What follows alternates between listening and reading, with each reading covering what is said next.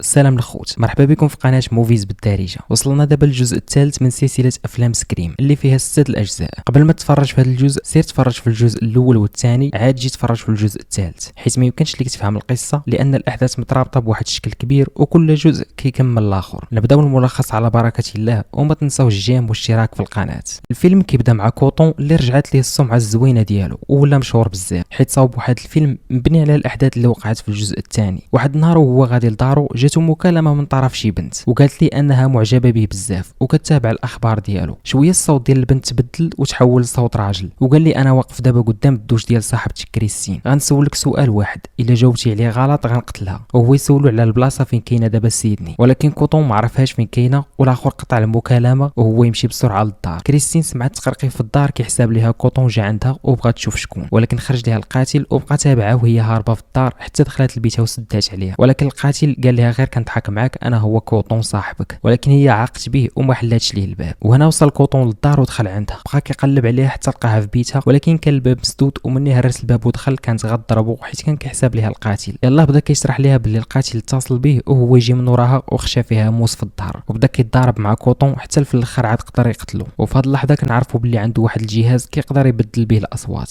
من بعد كنشوفوا سيدني عايشه في بلاصه بعيده وخدامه في جمعيه حقوق المراه حيت ولات معروفه بزاف. وحتى الصحفيه جيل ولات بطله ومشهوره بسبب داكشي اللي دارت في الجزء الاول والثاني. من نسال اللقاء الصحفي ديالها جا عندها المحقق مارك وقال لها باللي كوطون وصاحبته ماتوا ولقى حدا الجثه ديالهم هاد الصوره. مني شافتها الصحفيه جيل عرفات باللي هذه الام ديال سيدني فاش كانت صغيره. من بعد هادشي البوليس غيمشيو للبلاصه اللي كيتمثل فيها الفيلم باش يحميو الممثلين. وهاد الممثلين ديالنا كل واحد فيهم كيلعب الدور ديال شخصيه معينه. مثلا هاد الممثله سميتها الحقيقيه انجيلينا ولعبها دور سيدني، وهذا سميتو الحقيقيه مايكل ولعب الدور ديال البوليسي دوي، وهذه سميتها الحقيقيه جينيفر ولعبت الدور ديال الصحفيه جيل. وهنا كنشوفوا الصحفيه جيل كتهضر مع دوي وقالت ليه باللي لقاو الصور ديال ام سيدني حتى الجثه ديال كوطون وصاحبته، وقال لها راني عارف هادشي ومتبع القضيه مزيان. شويه جا المخرج ديال الفيلم وجر على المذيعه جيل حيت فيها بزاف ديال الاسئله وكتشوش على الممثلين. هنا كنشوفوا سيدني وهي ناعسه جاتها امها في الاحلام وسط الغابه وطلبات منها باش تفتح ليها الشرجم، ومني بغات تحلو خرج ليها القاتل وبغى يقتلها. وشويه فاقت وكان هادشي كله مجرد تهيؤات. نرجعوا له عند الممثلين ديالنا. كنشوفوا ساره واقفه كتسنى المخرج رومان اللي قال لها تسنى في البيرو ديالو حيت باغي يهضر معاها. صحابها الممثلين خرجوا خلاوها بوحدها في البيرو كتسناه، ولكن تعطل عليها وما جاش في الوقت. وشويه جاتها مكالمه من عنده وقال لها باش تسناه شويه راه قريب يوصل، ولكن وسط الهضره ديالهم قال لها انا جاي دابا باش نقتلك. ساره تخلعت بزاف وبغات تهرب، ولكن في الباب بان لها شي واحد واقف ودخلت للبلاصه فين كيبدلوا الحوايج وكانت عامره بالماسكات واللبسه ديال القاتل. تماك تخبات واتصلت بالبوليس، ولكن القاتل كان مخبي ليها غير وراها ودفعها وبقى كيتضارب معاها حتى في الاخر عاد قدر باش يقتلها. البوليس يدويو الصحفيه جيل غير يعرفوا هادشي اللي وقع ومشاو لدار جينيفر بسرعه، وربما تكون هي الضحيه الثانيه. مني وصلوا لقاوها خايفه بزاف بسبب الموت ديال صاحبتها. ومن بعد مشى دوي وجيل عند البوليس باش ياخذوا من عندهم المعلومات. وتماك لقاو المحقق مارك وقال لهم بلي القاتل خلى صوره في مسرح الجريمه ديال ام سيدني وهي صغيره، وحتى واحد ما كان عارف السبب ديال هذا التصرف علاش كيخلي لهم تصاور ديال موت سيدني اللي ديجا ماتت شحال هادي. وهنا البوليس مشاو عند المخرج رومان وقالوا ليه باللي الفيلم ديالك توقف وما غيكملش في التمثيل، وطلبوا منه باش يمشي معاهم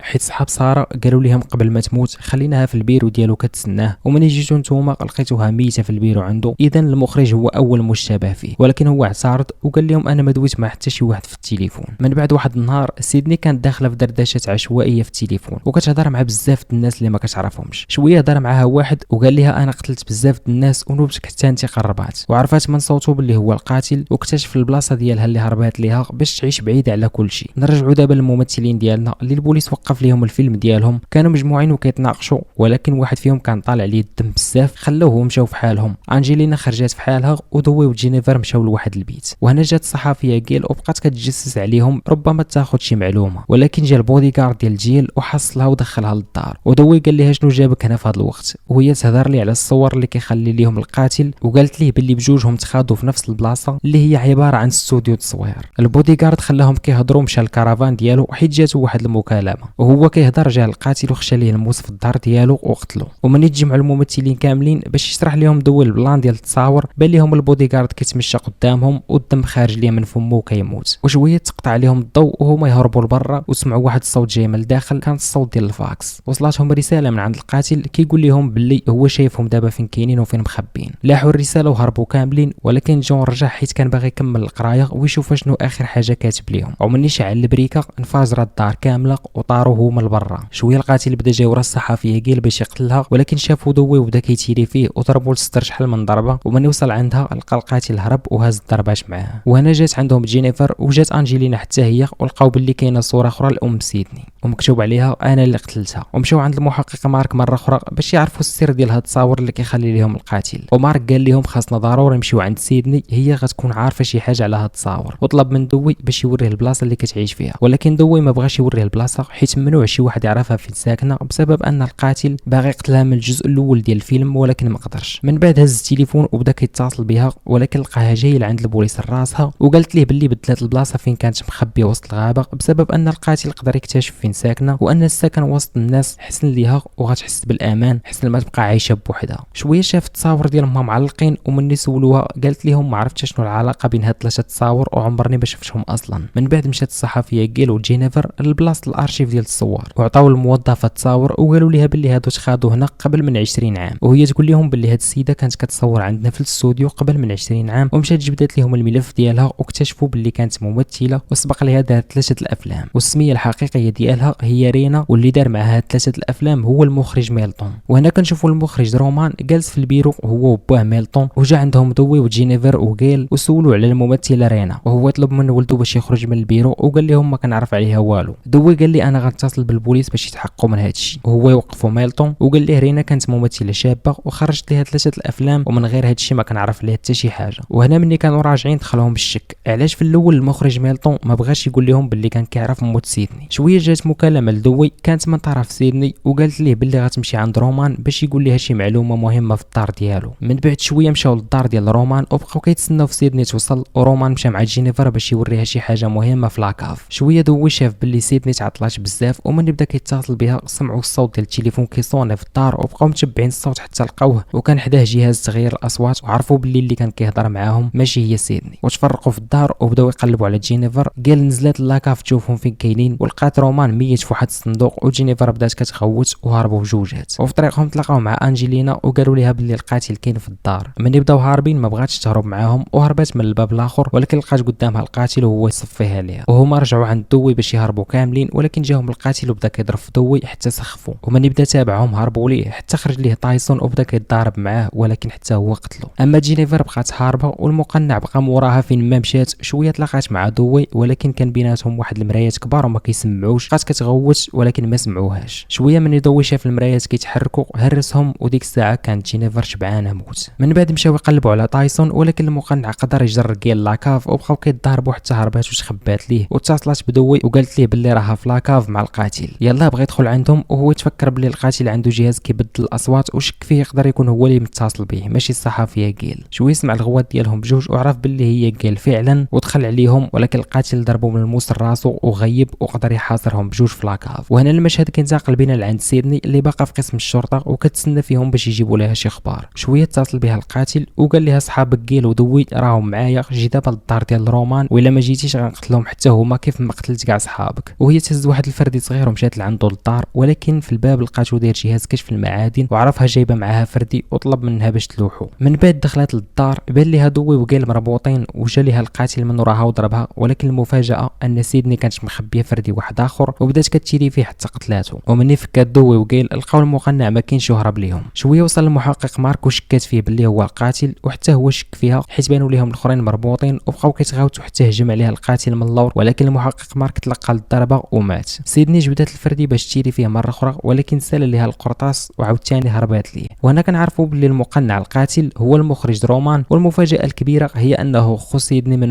امها كانت على علاقه مع باه، ولكن ما رضاتش تقول للناس بانه راه ولدها، وجا من علاقه غير شرعيه مع المخرج ميلتون، وهذا الشيء اللي خلاه يقتلها ويلفق القضيه الكوطون. وشويه جاب باه وقتلو قدامها وقال لها غنتقم منكم كاملين ومن اي واحد دمر لي حياتي. ومن بغى يقتل سيدني بقاو كيضاربوا واحد المده طويله، ضربه من هنا وضربه من ليه، حتى لواحد اللحظه دوي دار واحد السيركوي في الدار وتقطع الضوء وهو يمشي يجري لحدا الجثه ديال المحقق مارك وهز ليه الفردي ديالو، ولكن سيدني هزات ليه الموز ديالو اللي طاح ليه من قبل وجات باش تقتلو، ولكن ما كانتش عارفه باللي عنده الفردي وهو يتيري فيها وقتلها. من بعد بغى يتصل اتصل بدوي باش يقولبوا بجهاز تغيير الاصوات ويقتلوا حتى هو، ولكن جات سيدني اللي ما ماتش من وراه وضربته بالموس ديالو ووراته باللي كانت دايره لبسه مضاده للرصاص وهي تضربو اخر ضربه في القلب ومات. وفي هذه اللحظه دخل دوي والصحفيه جيل، وكان المحقق مارك حتى هو مازال كيتحرك وما ماتش. وهنا كنكون وصلنا للنهايه، وكان هذا ملخص الجزء الثالث من سلسله افلام سكريم اللي خرج سنه 2000. والفيديو الجاي غنديروا الملخص ديال الجزء الرابع اللي خرج حتى لسنه 2011، اي بعد 11 سنه عاد خرج. والممثلين شكلهم تبدل بزاف وتقنيات ومعدات التصوير تاعهم تطوروا بزاف. والاهم من كل هذا ان الاحداث ديال الجزء الرابع احداث واعره ومشوقه ومثيره. قبل ما تخرجوا خليو لينا واحد الاشتراك في القناه وفعلوا الجرس باش يوصلكم جديد ملخصات قناه موفيز بالدارجه.